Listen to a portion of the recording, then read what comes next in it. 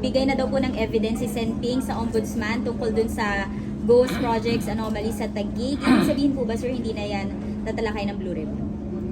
Pag meron pong ibang mga kaso na may mga kababayan tayo isasampa laban sa ilang mga opisyal, we will entertain.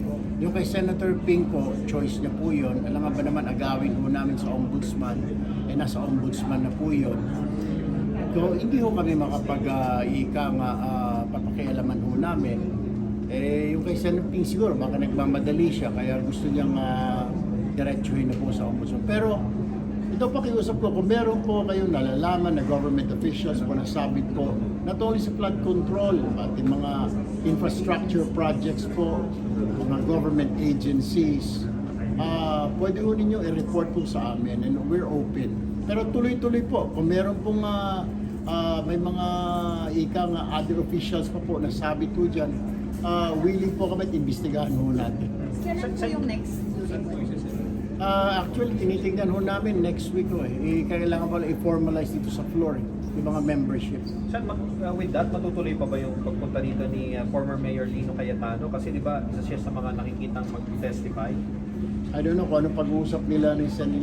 Lacson, pero initially sinasabi ni Senator Lacson na magti-testify daw.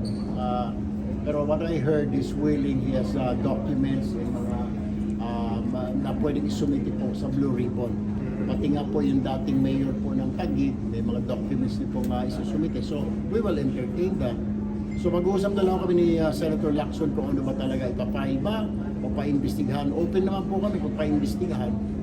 Wala naman yung attempts na harangan yung Blue Ribbon investigation. Actually po, ang humaharang, to tell you the truth, honestly po, yung kabila it's not us po sa majority. I will not name names po, pero the truth of the matter is, real talk lang po. Sila na po ngayon nakikiusap na wag na hong topic ituloy yung Blue Ribbon. And I was saying, kung gano'n, dapat kayo magsabi niya. I mean, kayo yung inudyok-udyok niyo itong leadership ni Senator Win, pati ako. Sasabihin niyo, tinatago namin. Yung pala, may plano sila, wag na raw ituloy muna. Wag na raw ituloy yung Blue Ribbon hearing. Kaya sabi ko, ano ba talaga? You have to explain it to the media, you have to explain it to the public, na kayo naman ang ayaw. Sila naman ang ayaw ngayon. Kaya hindi ko maintindihan Ano ba talagang gusto niyo? May reason po ba binigay? Bakit po ayaw na muna nilang mag-Blue Ribbon daw? Obvious. Ano pong obvious reasons? Obvious.